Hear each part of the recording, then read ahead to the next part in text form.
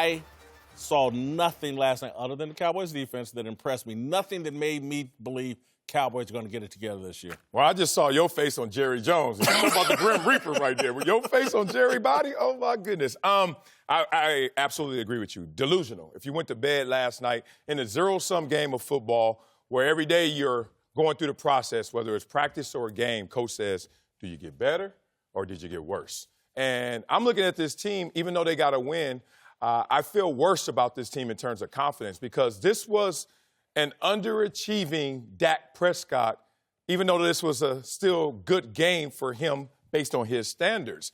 It brings me back to the old adage that war can't be avoided, just postponed. Jerry Jones has a war on his hands, and it's with his head coach and Jason Garrett, and it's with his star quarterback, Dak Prescott.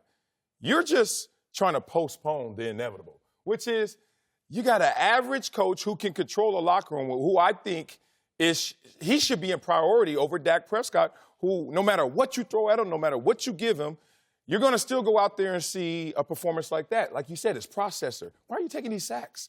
You see him in great field position. Why aren't you continuing to move the chains? And you see a running game where you're like, continue to ride that guy. It's 8 yards a carry. All those things add up to me to say that this Dallas Cowboys team doesn't know which way is up, and I don't think they ever figured it out with those two as key principles. Yeah, for me, it didn't give me more confidence in the Garrett-Prescott era moving forward. But I don't think that Jerry Jones is delusional. I think he's just being unrealistic. When you look at the National Football League right now, you can't win with the type of play that Dak Prescott has put on the football field unless your defense plays completely lights out week in and week out. Right. And Ezekiel Elliott does what he did last night every single game for here on out. And in my opinion, that's unrealistic when you look at the rest of their remaining schedule. When you got to compete against Kansas City, the Rams, the Steelers, the Saints, all these high-scoring profile offenses, and you have a quarterback that has a weapon now in Amari Cooper. We've seen it, but can't really get them the ball. I'm not realistic. I think it's unrealistic. My thing is this: when you look at Jerry Jones, I don't think he wants a different coach in there. And I asked this question on the show, on our kickoff show. You think Jerry Jones, if you told him, hey, you know what, you can have a Super Bowl team if you get out of the way. If you stop doing your radio show, you don't be the GM, and you get out of the way, would you want a Super Bowl? Would you take it? I don't think he would, because this is I don't think he's dumb. He knows what he's doing. This guy's been around a long time. I believe that he wants to, he can't have another coach come in there. Jason Garrett, who is he going to get that's going to come in and let him act the way he acts? Who's going to deal with that? These coaches, it doesn't work. He tried it with Parcells, and it didn't work. Well, hold on. I want to be clear on how Jerry acts. To me, and Jerry's the GM, he's making the decisions, or his son is, whomever, they've built a solid defense. Yeah, but you got to give them credit for that. And offense. They built a solid offensive line, great running back. I like the Amari Cooper move right now. Yep. Jerry's giving them the pieces. He's got a blind spot when it comes to this coach, and particularly when it comes to this quarterback. But why does he have a blind spot when it comes to this coach? Well, that is my thing. I'm saying because I'm thinking if a good coach comes in there, he's going to have to get out of the way. My thing is this. I don't think Jerry wants to get out of the way. And this is what Starbuck is saying, I think. And Troy Aikman is saying that something's dysfunctional. That is the dysfunctional piece to me because they got the players. They got everything you need because he's good at that. But can he get out of the way? Not the first time we've seen this. No shots at Kobe Bryant, but there was a moment of truth for Kobe Bryant in his young career, him and Shaq having their issues. And I remember hearing the statement, do you want to win or do you want to be the reason we win? And there's a subtle difference. Like, do you just care if we win, no matter who gets the love, who gets the accolade, or you want it to come through you in a winning effort? And it seems like Jerry Jones has shown that I want to be the reason we win because he went through winning 3 or 4 Super Bowls with Jimmy Johnson. And Jimmy Johnson said, this is perfect. Well, you won 2 with Jimmy. And Jimmy's like, this is perfect. And Jerry's like, it'd be better if you say my name. It'd be better if you give me some credit. It'd be better if you just respect the other name on the check. And Jimmy was like, man, let me just be a football coach and let you be an owner. And that was a point of contention. And I still think that he is living in that mental space. Like, I have to be part of this reason, a large part of us winning. Listen, y'all are beating up on Jerry a lot, and maybe he deserves it. But I was listening to that game, and a lot of times you can pick up through the broadcasters what the conversation is in the building. Because the broadcasters get all this access They have the beforehand. production They have the production meetings. And so I listened to Chris Collinsworth's commentary last night. Come on. And to me, there's a dispute right now between the coaching staff and Jerry Jones about the quarterback.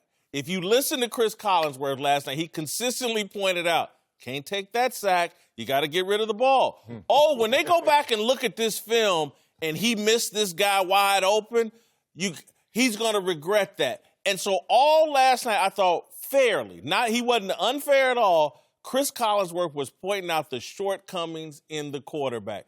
And at one point he said, Scott Linehan has said if we could just get rid of the ball and just line up on second down rather than taking this sack. Jason, I 100% agree with you. There was one moment in that game where Chris Collinsworth went back, like probably a series prior, when Dak Prescott had Michael Gallup, the young rookie, and he threw it to him, and then he got pushed out of bounds by Corey Graham. Yes.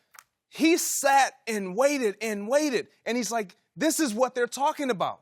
When you hear a broadcaster saying this is what they're talking, he's not just talking about what he sees. He sat down with these coaches, and they have an expectation that they have for Dak Prescott and that he has for himself, and he's not meeting that. And there is some tension there, I believe. Go ahead. No, I mean, we pointed this out when Tony Romo had to do the game, and it was an impossible situation for Romo because obviously he's the former franchise quarterback, and he did it respectfully, but he kept saying, you got to hit him right there. The processor right now, you have to see these reads. And I think that anyone who's watching the game of football played at such a high level, whether you're young or old, from Tom Brady to Patrick Mahomes, it's easy to now look at a Dak Prescott and be like, that can't just be play calling that is your issue and undermining you. It has to be a lot on you. I think there's room for both. I think right now what my argument is, neither one of these guys are good enough. I think what Jerry's dealing with and what he's trying to postpone is he knows, and again, when Troy Aikman made the comment about dysfunction, the dysfunction is a coaching staff that, this is my speculation, doesn't believe in this quarterback. Jerry is insisting that they believe in this quarterback and is saying, no, put him in a better position. We'll give him Amari Cooper, call better plays, use him in the running game. And so they cleaned all of that up last night. They used him in the running game. I thought they used Amari Cooper effectively. But Jason Garrett still mismanaged the clock, in my opinion. And still, a few times I thought Chris pointed out, what are the routes of these receivers running? Have they given up on the play? But Jerry's trying to postpone a very difficult decision. Ownership and management go through this all the time. Who is it? The personnel? Is it the players? Jerry right now believes, I think, that it's on the coaches. And if I had to choose one, I would fix the coaches first because I don't trust this coaching staff to coach whoever they put in there. Well, a lot of implicit bias is being exuded from this coaching staff. You ever been in a situation where you want to succeed, but because who you're working with, you're like, they are not up to par? You start pulling against yourself. You start rooting for yourself and yourself only. And I think that's what's happening to this coaching staff, not consciously, that they're saying, I want this to be exposed because we're taking heat for that.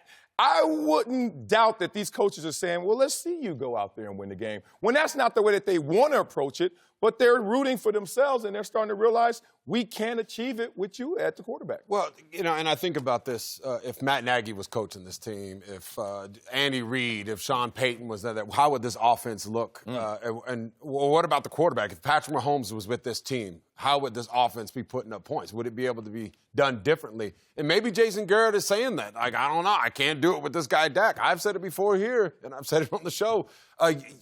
Dak hasn't impressed me. I mean, he's gotten consistently worse since his rookie year. Is he a franchise quarterback for $25 million or with one of those big deals? I don't think so. This is one of the worst things that can happen to you is you get a quarterback who's just okay. Yeah. Because now you're stuck to him. Do they really want to? I think Jerry's old. Okay, he wants another crack. He wants another Super Bowl, and you got to be looking at that window. It's closing. There's no doubt about that. I don't wish that on him, but he's like, I need to win a Super Bowl, and I want to win it now so I can enjoy it. Can I do it with this kid? I think I can, and I think that's the problem. But I also think, I'm going to defend Jerry in this regard, I think he kind of wants to be innovative here. everybody else is investing $30 million in a quarterback. Jerry wants to invest 15 and put all the other pieces around, build a complete team. He's damn near got a complete team right now, and he wants to invest 15 in the quarterback and have all the other pieces around it good enough that they can compete for a Super Bowl. The coaching staff is sitting there saying they want it to be easy. Again, because Aaron Rodgers and some of these other quarterbacks they make plays off script. You call the wrong play, they make it right with their ability to be a playmaker. Dak can't do any of that. And that, again, is why I say, Jerry, if you want to stick with this quarterback and you want a $15 million a year quarterback, you better have a $10 million a year head coach. Well, that's why Jerry Jones has been negotiating in the public with Dak Prescott since week 2. Dak has no leverage, Marcel. And that's why he keeps saying, I love that. I love you when you're down, because you're going to be down in these negotiations when we get into that room and close that door. So he's negotiating with Dak right now. Hometown discount.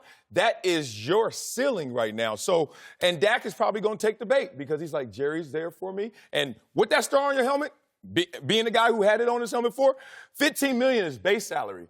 The perks, the love, the accolade, the reverence, that is another level to that salary. I don't think it's a bad strategy, though. I really don't.